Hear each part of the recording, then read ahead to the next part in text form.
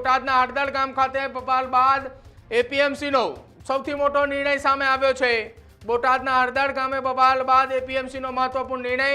Botad marketing યાર્ડમાં આજથી કપાસની હરાજીની શરૂઆત કરવામાં આવી રહી છે। બોટાદ માર્કેટિંગ યાર્ડના ચેરમેને જે મનહર માતરિયા છે તેને આખી આ ફરી એકવાર હરાજી શરૂ થઈ તે અંતર્ગત માહિતી આપી છે।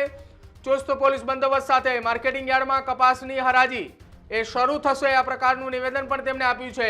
કરદાના વિરોધને લઈને 3 દિવસથી માર્કેટિંગ યાર્ડ બંધ હતું।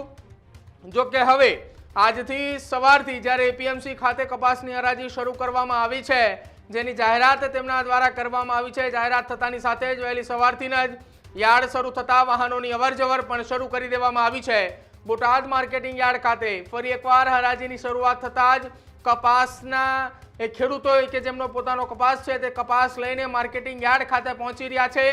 વાહનોની અંદર લાંબી કતારો એ ફરી એક વખત એપીએમસીની અંદર જોવા મળી છે, કેમ કે બોટાદ એપીએમસી ખાતે આસપાસના 3 થી 4 જિલ્લાઓના ખેડૂતો એ કપાસ લઈને આવતા હોય છે હરાજી માટે। અને હવે બોટાદ માર્કેટિંગ યાર્ડના ચેરમેન મનહર માતરિયાએ એવી પણ ખાતરી આપી છે કે હવે કપાસમાં કરદો નહીં થાય અને જો આ પ્રકારની કોઈ ઘટના સામે આવે છે તો લાયસન્સ રદ કરવા સુધીની કાર્યવાહી હાથ ધરવામાં આવશે।